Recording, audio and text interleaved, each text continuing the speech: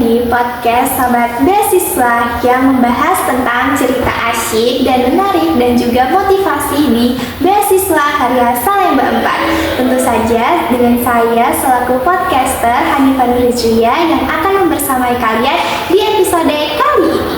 Oke, pada episode kali ini kita bakal ngobrol asik di podcast kali ini bersama dua bintang tamu kita yang ganteng dan juga yang cantik.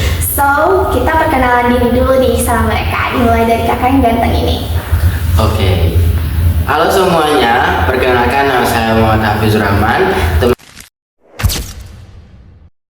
Teman-teman bisa panggil saya Hafiz. Saya merupakan beasiswa Karya Salemba 4 Universitas Tadulako Angkatan 9 dan sekarang saya menjabat sebagai koordinator Human Resource and Development di Paguyuban Karya Salemba 4 Universitas Tadulako. Oke, dipersilakan kepada kakak cantik satu ini. Halo semuanya, perkenalkan nama saya Puspa Ulfana. Teman-teman bisa panggil Puspa atau Ulfa. Sekarang saya merupakan mahasiswi aktif di Fakultas Hukum Universitas Tadulako. Di kepengurusan periode kali ini saya menjabat sebagai sekretaris umum. Nah, untuk tema kita kali ini, gimana sih rasanya jadi beasiswa KSE?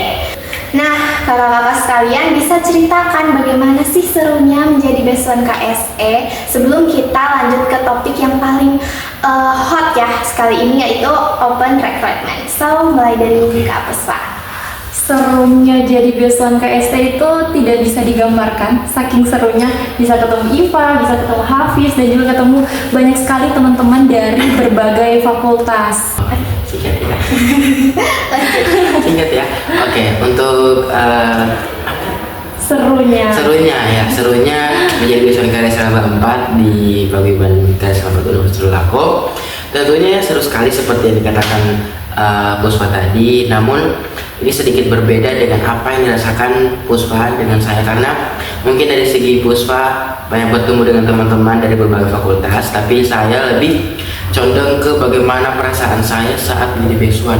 Nah, perasaan saya itu sangat-sangat bersyukur bisa bergabung dalam beasiswa dalam Paguyuban Karya Salemba 4, tentunya bisa menjadi beasiswa Karya Salemba 4 karena saya banyak belajar dari paguyuban ini, mulai dari cara memberdayakan masyarakat, bentuk keluargaan yang ini terbentuk sekali, dan juga melihat bagaimana berbagai watak-watak dari beasiswa-beasiswa yang memang notabene ini memiliki pendirian masing-masing, namun bisa disatukan dalam paguyuban atau buyub yang dimana berarti itu keluarga. Oke, pertanyaan kedua, apa sih yang menarik gitu di KSE yang bikin Kak Hafiz dan Kak Puspa tertarik untuk mendaftar di beasiswa KSE? Pertama kali dengar kata KSE ini, kan namanya kan kita sebagai mahasiswa tentunya untuk mengurangi beban rasa beban orang tua, tentunya kita patut melihat ke depannya untuk bisa menjadikan salah satu peluang dalam beasiswa.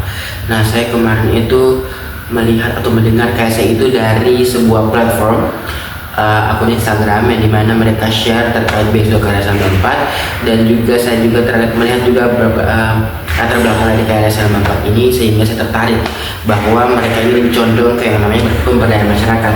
Maka dari itu saya tertarik untuk join dan juga daftar, yang dimana juga saya seperti beasiswa lainnya dari awal pendaftaran, seleksi berkas, wawancara, hingga akhirnya menjadi seorang beasiswa Karya Salemba 4 yang lulus di angkatan 9 sama-sama dengan Puspa. Tuh. Oke, itu dia asik sekali ya dari Kak Hafiz ini. Selanjutnya kita dengar cerita dari Kak Puspa nih. Seperti apa juga yang dikatakan Hafiz, memang sebelum mendaftar beasiswa KSE juga saya sudah pernah mencari-cari beasiswa lainnya. Namun memang pada saat itu belum rezekinya. Jadi kemudian saya bertemu dengan salah satu kerabat saya. Nah, dia memperkenalkan terkait beasiswa KSE karena kebetulan pada saat itu keluarganya juga pernah menjadi penerima beasiswa KSE. Nah, pada saat itu saya mulai mencari tahu apa sih sebenarnya beasiswa KSE ini melalui akun media sosial di Instagram, kemudian juga saya cari-cari melalui website beasiswa KSE. Nah, pada saat itu akhirnya saya mencoba memberanikan diri untuk mendaftar beasiswa KSE. Nah, kenapa juga saya tertarik mendaftar beasiswa KSE ini? Seperti yang sudah dikatakan Hafiz, beasiswa KSE ini sebenarnya ada beberapa program-program yang berbeda dengan beasiswa pada umumnya. Nah, lewat program pengembangan masyarakat yang tentunya tidak semua beasiswa itu memberikan itu kepada para penerima beasiswanya. Oke, kita sudah dengar tadi keputusan dan dengar dari mana sih beasiswa KSE itu. Sekarang kita bakal tanya nih, tantangan apa saja sih dan proses seleksi apa yang Kak Hafiz dan Kak Puspa jalani selama mendaftar di beasiswa KSE? Kalau tantangan tersendiri untuk saya secara pribadi, kemarin saya itu mendaftar beasiswa KSE pada saat sudah masuk ke alur perpanjangan. Jadi saya tim yang mendaftar pada saat perpanjangan, dan itu kurang lebih hamin 2 minggu sudah mau ditutup pendaftaran, saya baru mengetahui adanya beasiswa KSE ini. Jadi pada saat itu lumayan menantang karena saya harus mengurus berkas dalam jangka waktu yang sudah sangat singkat, kemudian harus menyusun esai dan berbagai persiapan yang harus saya lakukan. Jadi pada saat itu menurut saya itu lumayan menantang diri saya sendiri sih. Oke, untuk tantangan sendiri dan juga bagaimana alurnya, saya tidak sama dengan Puspa, tim-tim ke belakang, tapi saya tim-tim yang memang gacap. Ya, saya daftar itu mungkin di 2 hari sudah luncur pamflet dari beasiswa karya selama 4. Saya langsung persiapkan berkas saya, diri saya, dan itu mungkin itu sebelum puasa ya, sebelum puasa. Nah, saya juga berpikir ke depannya, kalau saya urus ketika sudah bulan puasa, pasti ini akan semakin berat rasanya untuk mengurus berkas-berkas. Nah, sembari kita juga menyiapkan berkas, selalu berdoa kepada Tuhan Yang Maha Esa agar selalu dilancarkan. Dan alhamdulillah sampai dengan titik saat ini saya sudah bergabung menjadi beasiswa karya selama 4, karena memang notabene saya persiapkan dari awal untuk menggapai beasiswa ini, untuk bisa membantu beban orang tua. Begitu pula juga mungkin dengan teman-teman beasiswa lainnya.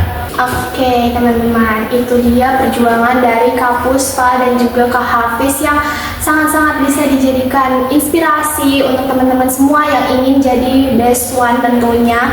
Karena setiap mahasiswa ingin mendapatkan beasiswa itu alurnya itu tidak mudah, pasti ada tantangannya masing-masing. Jadi pertanyaan selanjutnya pengen nanya nih, apa sih manfaat dan benefit selama menjadi beasiswa KSE, entah itu pendidikan atau kehidupan pribadi? Oke. Manfaat saat menjadi beasiswa karya selama 4 ini, manfaatnya banyak, baik segi pendidikan, pribadi maupun sosial. Nah, kita ke segi pendidikan dulu nih. Ketika saya menjadi beasiswa karya selama 4 di segi pendidikan, tentunya saya menjadi lebih ditahu atau terkenal, karena memang notabene seseorang yang memang join di beasiswa dilihat atau dipandang bahwa mereka ini merupakan salah satu pejuang untuk bisa menyetarakan bangsa Indonesia, atau bisa menjadi pedoman atau role model bagi sesama mahasiswa. Saya juga dibantu berupa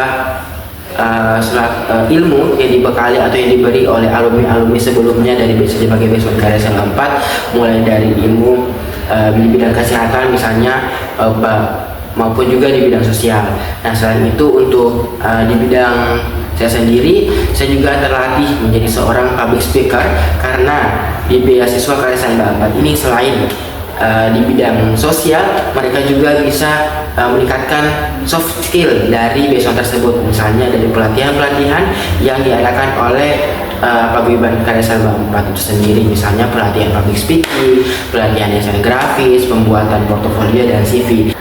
Diri saya sendiri, nah di bidang sosial, ini tentunya saya sangat bersyukur karena bisa bertemu dengan orang-orang atau masyarakat yang memang enjoy terhadap kita. Misalnya kemarin saya ketemu dengan masyarakat yang ada di Tanah Modini, yang memang mereka selalu welcome dengan kami, dan akhirnya kita sudah bisa melakukan tanda tangan MOU terkait program pemberdayaan kita, yaitu hidroponik. Dan alhamdulillah sekarang itu sudah berjalan sampai di titik ini dan sudah dikunjungi oleh Bapak Wali Kota Palu sendiri.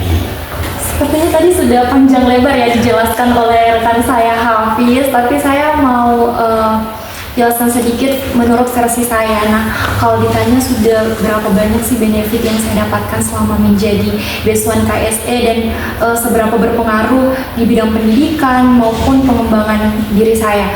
Nah, tentu saja dana berupa finansial yang diberikan 750.000 itu sangat membantu saya di bidang pendidikan, yang mana bisa menunjang dari transportasi saya, kemudian buku, internet, dan masih banyak lagi. Kemudian lewat beasiswa KSE ini saya bisa bertemu berbagai macam orang, baik yang satu fakultas dengan saya maupun teman-teman dan kakak-kakak yang berbeda fakultas. Nah, dari situ saya bisa bertukar pendapat bagaimana sih visi dan misi ke depan setelah lulus kita mau ngapain aja sih. Nah, itu betul-betul sangat bermanfaat bagi saya. Kemudian seperti yang sudah dikatakan Hafiz, banyak sekali pengembangan-pengembangan yang saya dapatkan lewat program-program yang diberikan oleh beasiswa KSE, khususnya Paguyuban KSE Unpad.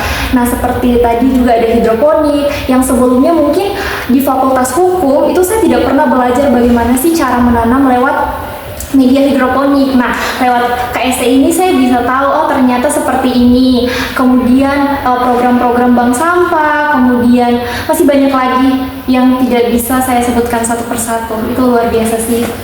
Oke, dari cerita-cerita Kak Hafiz dan Kak Puspa itu sangat benar, karena di KSE itu kita bukan cuma terima dana finansial saja, tapi kita juga dapat banyak sekali pengembangan diri dan bonusnya kita bisa jalan-jalan gratis. Nah, kalau boleh tahu nih, Kak Puspa sama Kak Hafiz sudah berapa tahun nih di KSE? Sudah 2 tahun menuju 3 tahun. Ya. Jadi ini adalah tahun terakhir kami. Jadi untuk kepengurusan ini kami salah satu beasiswa yang sudah tua. Wow, tapi mendapatkan banyak sekali benefit Iya, di KSE. pengalaman juga ada. Oke, baik. Pertanyaan terakhir nih untuk Kak Puspa dan juga Kak Hafiz. Apa sih yang membedakan beasiswa KSE ini sendiri dengan beasiswa lainnya, dan juga tips dan trik nih buat mahasiswa di luar sana yang baru mau mendaftar ke beasiswa Karya Salemba 4. Gimana sih tips dan triknya agar bisa lolos dan join di Paguyuban Karya Salemba 4? Oke, apa sih yang membedakan beasiswa Karya Salemba 4 dengan beasiswa lain?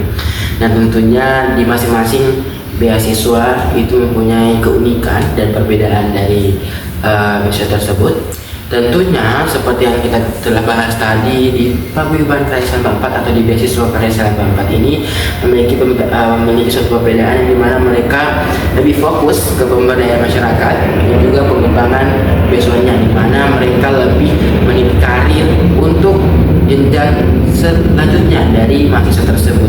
Nah, selain itu, perbedaan dari beasiswa Karya Salemba 4 ini memang hanya tersebar di beberapa PTN saja. Nah, untuk di Sulawesi Tengah itu hanya di Universitas Sulako, dan untuk di Pulau Sulawesi itu hanya di Universitas Samratulangi di Manado, Universitas Hasanuddin di Makassar, dan yang terakhir itu di Universitas Sulako sendiri, dan hanya 3 di Pulau Sulawesi. Dan untuk di seluruh Nusantara hanya 35 PTN saja. Makanya itu yang membedakan bahwa beasiswa Karya Salemba 4 ini beda dari yang lain. Saya sih untuk tips and triknya tetap terus ikhtiar dan juga tetap terus mengisi berkas yang telah ditentukan dari yayasan yang dimana ada di webnya. Nah, itu kita terus pantau juga perkembangan dari pendaftaran ini, karena mungkin ada info-info menarik nih yang memang notabene diinfokan dari Yayasan Karya Salemba 4, karena setahu saya bahwa semakin banyak pendaftar, semakin banyak juga dibuka untuk penerimaan beasiswa Karya Salemba 4. Nah, selain itu juga teman-teman, selain ikhtiar, teman-teman terus juga berdoa. Jikalau memang sudah ikhtiar, tentunya harus dibarengi dengan doa, karena tanpa doa juga apapun perjuangan kita itu tidak akan nanti diijabah oleh Tuhan Yang Maha Esa. Selain itu, ketika kita sudah berdoa, jangan takut untuk mencoba. Nah, jadi tetap berdoa, mencoba, dan ikhtiar. 3 ini harus teman-teman tanamkan untuk bisa mencoba sesuatu. Ketika sudah mencoba sesuatu, kita ikhtiar, kita berusaha. Ketika sudah berusaha dan ikhtiar, kita barengi dengan doa. Makanya 3 ini harus kita tanamkan dalam diri kita. Betul sekali, seperti yang sudah dijelaskan oleh saudara Hafiz.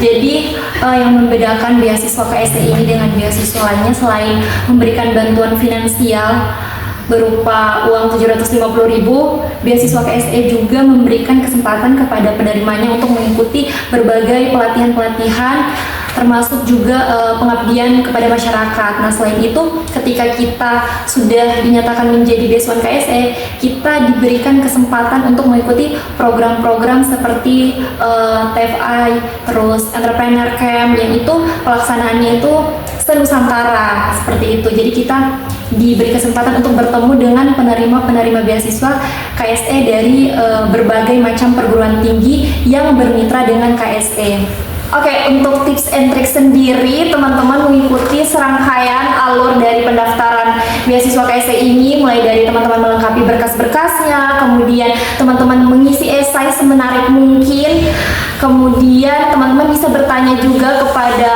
beasiswan KSE pengalaman mereka bagaimana sih mendaftar, seperti itu. Nah, kemudian yang terakhir, pakai duit. Doa, usaha, ikhtiar, tawakal. Oke. Duit, bukan duit ini ya, bukan. Duit. Oke, jangan lupa juga siapkan hati yang ikhlas, karena kalau kita belum rezeki tentunya kita harus ikhlas gitu teman-teman. Oke, gak kerasa kita udah ada di penghujung podcast. Nah, kita udah dengar nih pengalaman menarik, cerita-cerita asyik dari Kak Puspa dan juga Kak Hafiz. Kita juga sudah mendengar nih tips and trik dari Kak Puspa dan Kak Hafiz. Jadi buat teman-teman di luar sana, khususnya untuk para mahasiswa yang baru mendaftar beasiswa KSE, dengerin tuh tips dan trik dari Kak Hafiz dan Kak Puspa. Itu menjadi motivasi banget untuk kita mendaftar di beasiswa KSE. Terima kasih banyak untuk Kak Puspa dan juga Kak Hafiz yang sudah membagikan ceritanya selama menjadi beasiswa KSE. So, saya Hanifah Nurjia pamit undur diri. Jangan lupa saksikan dan dengerin terus podcast Sobat Beasiswa. So, kita pamit undur diri dulu ya guys. Bye-bye.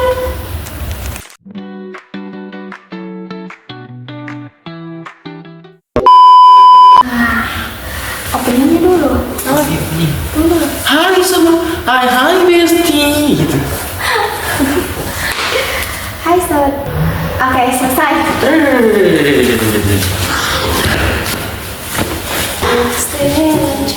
41 menit. Nanti ada chord nih. 1, 2, 3, popo. 1, 2, 3, popo. Siroyo. Bukan. Apa sih? Bisa tidak dia boleh terus. Untuk bisa bentuk keluarganya itu